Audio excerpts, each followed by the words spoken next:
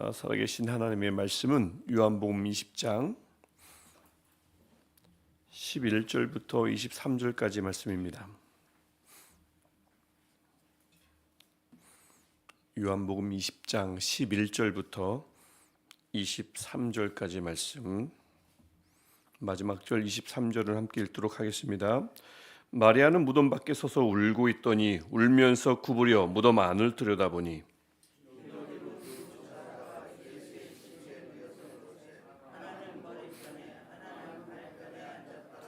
천사들이 이르되 여자여 어찌하여 우느냐, 이르되 사람들이 내 주님을 옮겨다가 어디 두었는지 내가 알지 못함이니이다.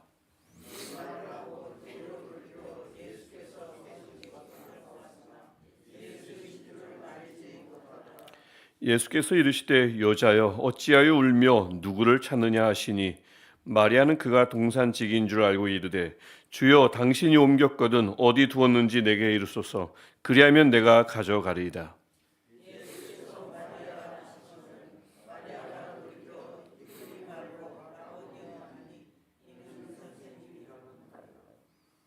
괄호 안에 있는 말씀도 읽어주셔도 됩니다. 예수께서 이르시되 나를 붙들지 말라. 내가 아직 아버지께로 올라가지 아니하였노라. 너는 내 형제들에게 가서 이르되 내가 내 아버지 곧 너희 아버지 내 하나님 곧 너희 하나님께로 올라간다 하라 하시니,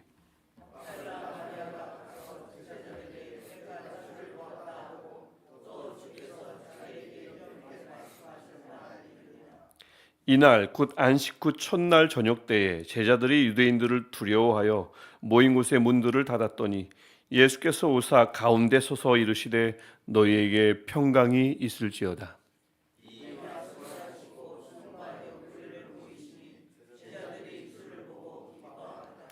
예수께서 또 이르시되 너희에게 평강이 있을지어다. 아버지께서 나를 보내신 것 같이 나도 너희를 보내노라.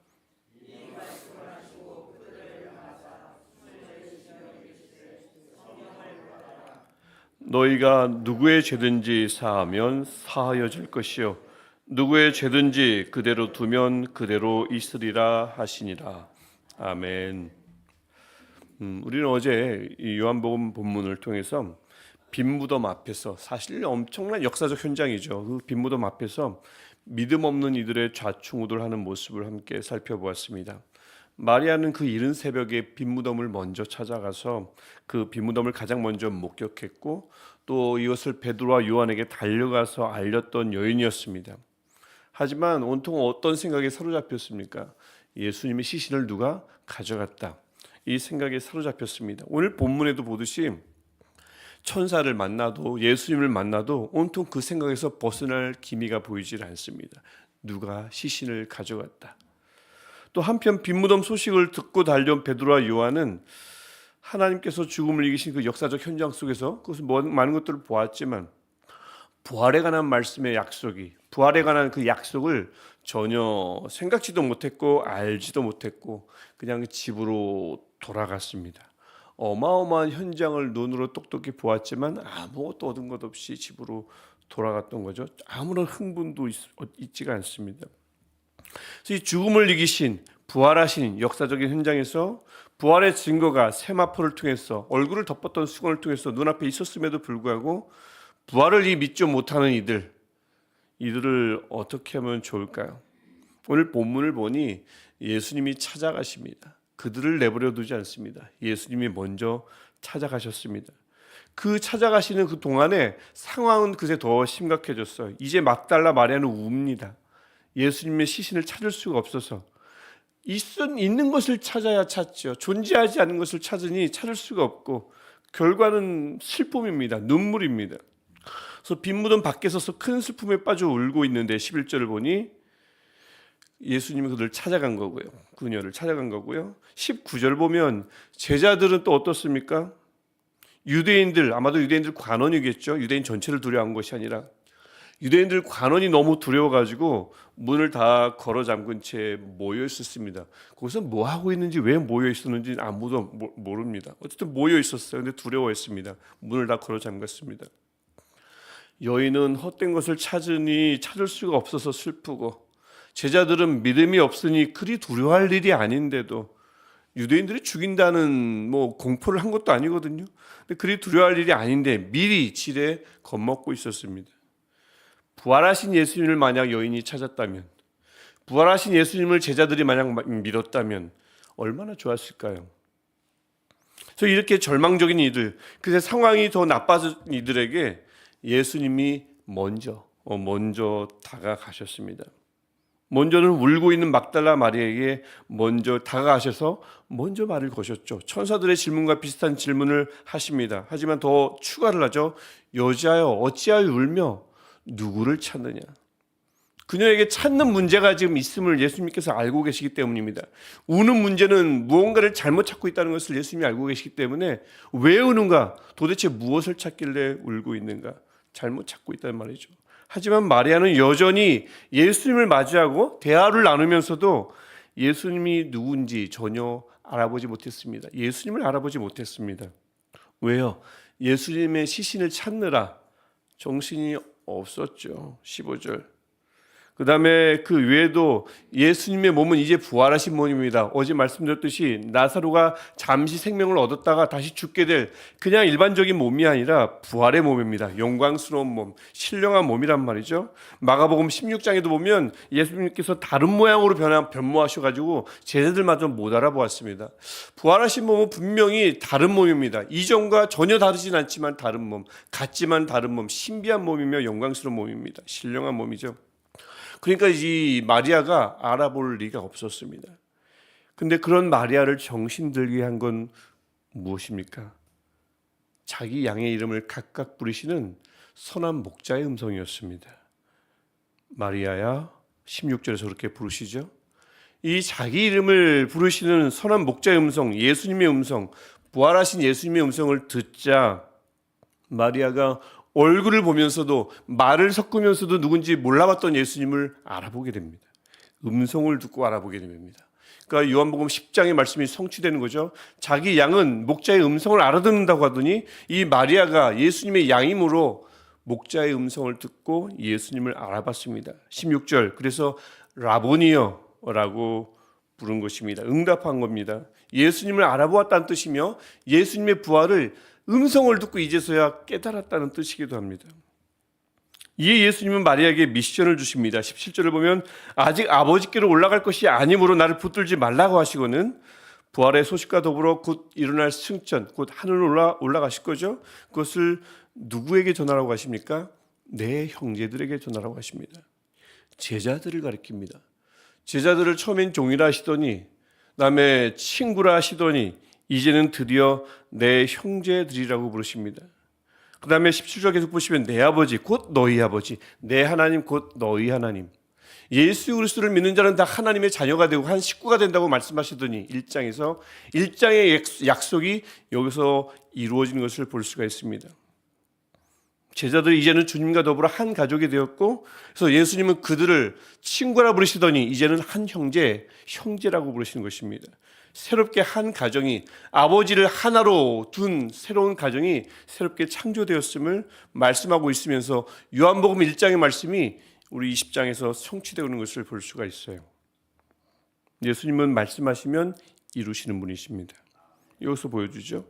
그래서 막달라 마리아의 눈물은 어느새 말랐습니다. 이제는 우는 여인이 아니라 예수님의 부활을 제자들에게 가서 최초로 증언하는 최초의 증언자 역할을 여인이 감당했습니다. 우리 지금 현대에서는 여인이 그럴 수도 있지라고 생각할 수 있지만 이것을 처음 받아들게 된, 이 요한복음을 처음 받아들게 된 교회들은 놀랐을 거예요. 12제자여야 하는데, 남자여야 하는데 여인입니다. 그것도 막달라 마리아입니다. 하지만 주님은 그녀를 택하셨고 그를 통해서 예수님의 부활을 최초로 증언하게 하셨습니다. 근데 이 모든 일이 어떻게 일어났습니까? 예수님이 먼저 찾아가셔서 그녀의 이름을 부르시자 일어나기 시작한 일입니다. 존재하지도 않는 것을 찾다가 슬픔으로 가득 차 있었지만, 찾으면 안 될 것을 찾다가 눈물을 흘릴 수밖에 없었지만, 그런 무지와 슬픔이 먼저 찾아오셔서 이름을 부르시는 예수님을 막아낼 수가 없었습니다. 그래서 마리아는 증언자로 변하게 된 거죠. 그리고 이번엔 부활하신 예수님이 누구를 찾아갑니까? 두려움에 가득 찬 제자들을 먼저 찾아가셔서 또 이번에도 먼저 인사를 건네시는 장면이 19절부터 23절에 쭉 기록되어 있습니다. 19절 보면 너에게 평강이 있을지어다. 유대인 관원들이 두려워서 제자들이 문을 꼭 닫고 있었지만 신령한 몸을 입으신 예수님은 그 가시적 장애물인 닫힌 문을 뚫고 가셨고요. 비가시적 장애물인 두려움과 불신을 뚫고 들어가셨습니다. 그리고 그들에게 가장 먼저 샬롬, 평안을 선언하신 것입니다. 단순한 샬롬 인사가 아닙니다. 14장, 15장, 16장에서 이별 설교였죠. 그때 말씀하셨던, 마지막으로 약속하셨던 이 평안을 예수님께서 이루어 주신 것입니다. 너희는 마음에 근심하지 말라라고 하시더니 이 말씀을 그들에게 이루어 주신 거죠. 이별하면서 말씀하셨던 것을 하나도 잊지 않으시고 예수님은 제자들에게 이루어 주셨습니다. 여전히 말씀하셨으면 지키시는 분, 이 예수님이 다시 한번 두드려지는 것을 볼 수가 있습니다. 그리고 이 말씀과 더불어 제자들에게 예수님의 못자국난 손과 창에 찔렸던 옆구리를 20절에서 보여주십니다. 마리아는 음성을 듣고 부활을 믿게 되더니 제자들은 이 손과 옆구리를 보고 나서 그제서야 제자들이 기뻐합니다. 예수님의 부활을 드디어 믿었다는 뜻이죠. 그리고 21절부터 23절에서 다시 평강이 있을지어다 21절에서 축복하시더니 그리고 세상에 그들을 보내시면서 22절 그들에게 꼭 필요한 것을 주십니다. 성령이죠. 이 성령은 지금 주신다는 뜻이 아니라 이 말씀, 이 선언이고요, 명령이고요. 이 명령은 우리가 알듯이 사도행전 2장에서 오순절 사건 때 이루어집니다. 명령은 이루어지기 마련인 거죠. 23절, 그 다음에 예수님의 속죄의 권능을 그들에게 부여하십니다. 위임하십니다. 이 권능은 이후 사도들의 사역 속에서, 사도행전 2장 이후의 사역 속에서 그대로 실현됩니다. 여전히 예수님은 말씀하시고 명령하시고 여전히 그 말씀은 이루어지는 것을 볼 수가 있습니다. 제자들에게 이 모든 일이 어떻게 일어났나요? 예수님이 변함없이 먼저 찾아가셨고요. 먼저 평안을 비셨고요. 손과 옆구리를 보여주시자 일어나기 시작한 일입니다. 닫힌 문으로 막혀 있었습니다. 그들은 두려움으로 막혀 있었습니다. 하지만 그것들이 먼저 찾아오시는 예수님을 막아낼 수가 없었습니다. 그래서 오늘 이 본문에 나오는 예수님, 먼저 찾아오시는 예수님, 이 예수님은 우리의 예수님인 줄 믿습니다. 여러분, 오늘 이 시간 우리도 마찬가지죠. 우리가 우리 발로, 우리 열심으로 먼저 주님을 찾아온 것 같지만 아닙니다. 주님이 먼저 우리를 찾아오신 것입니다. 사실 우리가 신앙생활을 처음 시작할 때부터 그랬습니다. 요한복음 15장 16절 보시면 너희가 나를 택한 것이 아니요 내가 너희를 택하여 세웠나니. 요한일서 4장 19절 말씀에 우리가 사랑함은 그가 먼저 우리를 사랑하셨습니다. 우리가 주님을 선택하기 전 주님이 우리를 선택했고요. 우리가 주님을 먼저 사랑한 것 같지만 주님이 우리를 먼저 사랑하셨습니다. 그리고 지금껏 주님은 늘 우리보다 앞서가시며 늘 먼저 우리를 이끄시고 우리의 모든 삶을 주도하시는 분이십니다. 먼저 택하셨고 먼저 사랑하셨고 늘 먼저 찾아오시는 분, 이 주님이 우리의 주님이시며 오늘 이 이른 시간, 이 새벽 우리의 주님이신 줄 믿습니다. 그래서 오늘도 간절한 마음으로 여러분을 축복하기를 원하는데요. 오늘도 우리 주님이 먼저 찾아오셔서 기도 제목이 이만큼 있지요. 아뢰 것이 있지요. 그것을 풀기도 전에 주님이 먼저 찾아오셔서 우리의 이름을 먼저 불러주시고 우리에게 평안 주시기를 축복합니다. 평안 달라고 하지 않았어도 주의 이름을 우리가 먼저 부르기 전에 먼저 주님께서 우리의 이름을 먼저 부르신 줄 믿습니다. 그 우리 이름을 먼저 부르시고 먼저 찾아오셔서 우리에게 평안을 주신 예수님께서 우리의 눈물을 닦아주시고 닫힌 마음을 열어주시고 두려움을 몰아내 주시기를 축복합니다. 그리고 보냄받은 곳이 어디든 이 세상 어디든 어느 곳에서 보냄받아서 이 시간 살아가고 있든 그곳에서 성령과 권능을 힘입어서 주를 힘입게 증언하는 하나님의 백성이, 하나님의 보낸 자 되시기를 주님의 이름으로 축복합니다. 기도하겠습니다. 주님, 보잘것없는 우리를 먼저 택해 주시고 우리를 먼저 사랑해 주셔서 참으로 감사합니다. 오늘 이 시간도 우리 이름을 먼저 불러주시고 먼저 찾아오시고 우리에게 평안을 빌어주시니 선언하시니 감사합니다. 하나님, 오늘도 그래서 흐르는 눈물을 닦아주시고 내 의지와 상관없이 엄습하는 두려움에서 건져 주옵소서. 또한 하나님, 이 세상에서 우리를 보내신 주님을, 이 세상으로 우리를 보내신 주님을 성령의 권능으로 증언하게 하시고 그분의 살아계심을 나타내는 우리가 되게 하옵소서. 이 일을 귀하게 감당하고 있는 하나님의 사역자들 위해 하나님 무엇보다 성령의 권능을 부어주셔서 주님을 오롯이 증거하는 그들이 되게 하옵소서. 또한 하나님, 간절히 바라기는 닫힌 문처럼 주님에게 마음의 문을 꽁꽁 걸어 잠그고 있는 이들에게도 먼저 찾아가 주셔서 그들에게 못자국난 손과 창에 찔린 옆구리를 보여주시며 그 손과 옆구리가 다름 아닌 그들을 위한 흔적임을 반드시 알게 하옵소서. 또한 복음이 없는 척박한 곳에서 이런 귀한 사역을 감당하고 있는 이들에게 다시 한번 성령과 권능이 풍성하게 하옵소서. 예수님의 이름으로 기도합니다. 아멘. 하늘에 계신 우리 아버지, 아버지의 이름을 거룩하게 하시며 아버지의 나라가 오게 하시며 아버지의 뜻이 하늘에서와 같이 땅에서도 이루어지게 하소서. 오늘 우리에게 일용할 양식을 주시고 우리가 우리에게 잘못한 사람을 용서하여 준 것 같이 우리 죄를 용서하여 주시고 우리를 시험에 빠지지 않게 하시고 악에서 구하소서. 나라와 권능과 영광이 영원히 아버지의 것입니다. 아멘.